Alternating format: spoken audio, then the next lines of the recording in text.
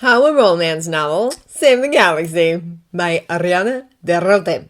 Chapter 58. Jaster 11. Jaster couldn't decide if being woken up very early in the morning by Jan supported or disproved their relationship, considering he had guards around his and Django's quarters, showing Jan hadn't been spending the night. All he knew is it made him rather grumpy to be told about Force visions before he could get some spiced calf in him. He also had no idea what to do with the info from those Force visions, except share his misery with Django by waking him up and asking if he knew the importance of a bunch of mining tunnel numbers. They had to repeat them to his ad twice before said numbers registered, but Django suddenly went rigid and ran from the dining table to grab his comm. It took a while for them to get an explanation since Django was busy typing on his pad and then waking up his subordinates on Concordia. The mines aren't usually that deep, Bo. They average 30 levels, so if Death Watch are in a mine with 35 levels... Django trailed off, distracted by his comms again. It was another hour before they got his attention back so he could explain that this eliminated 90% of the mines on Concordia from consideration. They were suddenly down to under 100 mines, and the prospects of them finding Death Watch today were much better than they had been before. Especially when Django remembered to calm Masters Kuhn and Faye. The stubborn farmers on Concordia had finally admitted they had seen Death Watch ships the week before. So they waited and had breakfast while Django worked. He and Jan retired to his quarters after breakfast, since it was still too early for most of the Verde to be up. In the meantime, Jaster's head was racing with trying to figure out the earliest they could leave. The Mando Ade had been pouring into Geldabe since the call went out to save Ade, so it had rather turned into a flood when the Jetica was thrown into the mix. There were probably more Mandalorians on planet right now than had been for a very long time. The Jedi ship was also set to arrive later today. They could be leaving for Concordia by the end of the day. His attention was caught when Jan pulled out an intricately decorated metal and crystal cube and placed it on the desk in Jaster's quarters. Is that the holocron? Was it wise to move it? It seemed safer than leaving it there now that rumors of a Jedi temple on Mandalore are growing, explained Jan. If someone wanders in, all they will find is an empty temple. Can we talk to it now? Jaster felt all his weariness and anxiety wash away at the thought. Jan smirked at him. I believe so. He paused, however, and fiddled with his comm. You may wish to set yours to record as well. Jocasta will be displeased if we don't. Jaster suspected displeased was putting it mildly. He hurriedly set the comm embedded in the desk to recording. He had expected the holocron to project an image like a comm, but first little triangles of metal unfolded, revealing glowing blue crystals and more lines of metal before a hologram appeared above it. Jaster was delighted to see that Tare had his bouche off, and unlike the blue glow of a comm, the hologram was in color. He could drink in the details of Tare's armor, and judging by the shape and gray shade of his face, Tare definitely had some Tong blood in him, which was fascinating since there were no records of Tong being force sensitive. I am Mandalore and Jedi Master Tare Vizsla. Where be Obica? You are not a data holocron? Asked Jan. More guidance was needed, said Tare dismissively. Who are you, and where be Obica? I'm Mandalore Jaster Mariel, and this is Jedi Master Dooku. Obico was kidnapped, and we're in the process of retrieving him. Hopefully. Kidnapped? Who would dare? Jaster didn't particularly want the job of explaining Death Watch to Tane Vizsla, but there was no one else for it. With an apologetic glance at Jan, he switched to Mandoa, since it had less linguistic drift and would convey the information much more succinctly than standard. When he had finished explaining Clan Vizsla's actions and current status, Tade was visibly enraged. Those... Darvanta! The phrase seemed to carry a particular weight from the ancient Vizsla. I don't condemn the entire clan, but many are complicit, said Jaster and Mandoa. You did not talk to Obica before abduction, asked Tari, switching back to his accented standard. Jan had been looking frustrated at not fully understanding what they were saying. We have not. Then you don't know. Know what, Mandalore? Asked Jaster. Know that I built that temple to preserve what little of Mandalore I could. I saw a cataclysm and sought to be my own form of Mandalore the Preserver. Inside the temple be preserved seeds and genetic material from Mandalore of old. Jaster had to sit down. Before my Darmanda descended to learn of it, you should secure it. Yes, said Jaster, feeling a bit faint. We'll do that. Since Django was busy, Jaster went himself with some Verde to secure the temple. This also gave him the excuse to look inside. Finally, it did indeed look abandoned and empty of decoration, barring the mosaic in the entrance hall. He set up his Verde with a small shield generator, which could be extended over the facade of the temple at a moment's notice. In the meantime, a lock was fitted on the temple's heavy main door, and the Verde set up a camp and guard rotation outside. He returned back to Clan Mariel's compound to grab the midday meal, which he barely got a few bites of before being informed the Jedi were landing. Unlike the many ships that were being forced due to sheer numbers to land on the edges of the city, the Jedi were immediately cleared to land in the compound. The crowds of Verde were already thick when Jaster got there, but by the time the ship touched down and the landing ramp extended, they were so crowded, Jaster set Volk to herding them into some semblance of order, so they didn't look quite like a mob of teenage fans of a popular holostar, though that was exactly what the Takuni were! The first being out of the ship was Master Yaddle.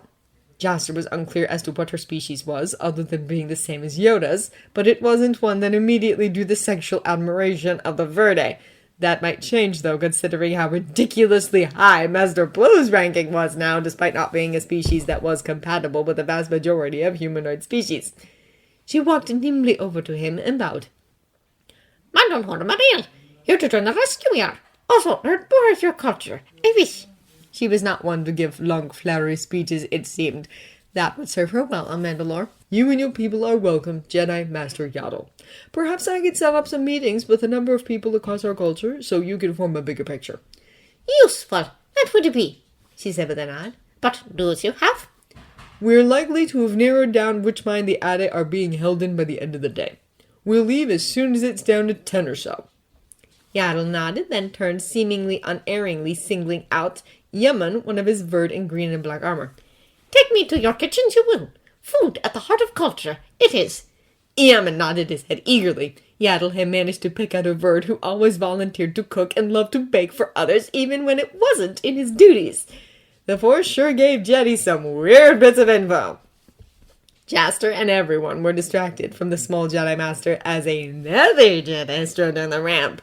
He recognized Windu after a moment, though the glint of metal under his robes was new. The Jedi Master had to know exactly what he was doing when he paused at the bottom of the ramp and shrugged off his robes, draping them artfully over his arm, while he struck what appeared to be a casual pose. Jaster wondered if he had some theater training. A collective sigh went through the Verde as they got a good look at Master Windu. On the Jedi's shoulders was a Beskar gorget. The art style was unmistakably Armorer Sutras on Coruscant, who was well known for their intricate designs. It was rather amusing to watch his Verdes light up at the sight of the heads of Jedi Master, then see their shoulders slump when they spotted the gorgets. Judging by the slight smirk on the Jedi's face, the Jedi found it amusing too. He strode confidently to Jaster, while another Jedi appeared at the top of the ramp. Jaster only had enough time to note that they had a large pack on their back and several instruments strapped over their person before Windu reached him. Mandalorian Mariel, it's good to meet you in person, he said with a bow. Master Windu, likewise. I just told Yaddle that we may be ready to leave on the mission by the end of the day. Yaddle had taken the opportunity of Windu's appearance to leave with Eamon. That's good. I'm worried about the children and everyone in particular. We all are, said Jaster. He suspected that Obi-Wan, with his Mando Carla to spare, was going to frustrate Tor Vizsla to no end. He hoped Obi-Wan didn't provoke Vizsla to kill him before they got there. Windu turned as the next Jedi came up beside him. Mandalore, this is Knight Cobra Zaid of the Agricole. Hey, him. In addition to all his gear, the Jedi had a wide-brimmed hat perched on tight curls of reddish-brown hair and a scatter of freckles across tanned skin. Mandalorian, said the knight. I'll be heading out now. I'll make sure Master Plett shares my report with you when I'm done. Jaster wanted to inform the knight about the treasure in Tare's temple, but there was no way he would speak of it where so many ears could hear. Some of my Verde would be happy to guard your back in the wastelands. Zaid cast a dubious look around him. I don't mind, if they can keep up. Some of the Verdes stiffened at the implication that they couldn't. Volk, pick 2 only. The Jedi was already heading for the exit. And tell them to hurry.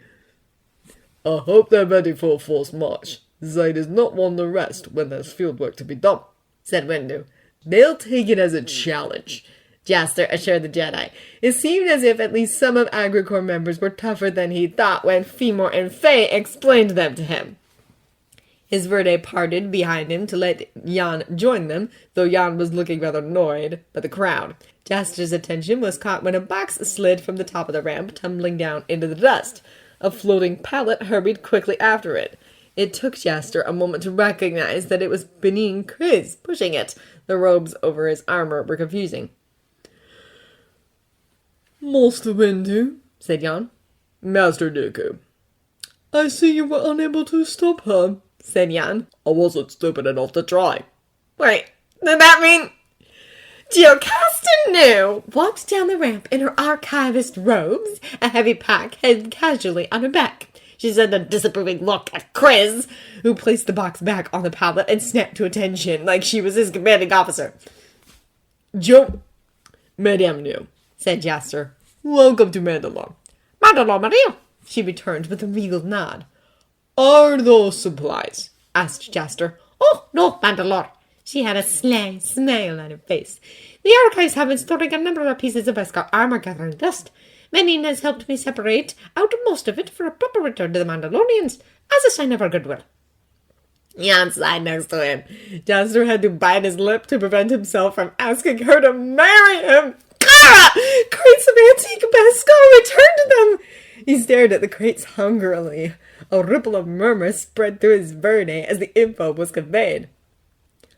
Our armor is our life. The return is very much appreciated, vor and tai, Madame New. Her eyes gleamed. Noted is necessary, she said, taking the word of thanks literally, providing I can see the holocron.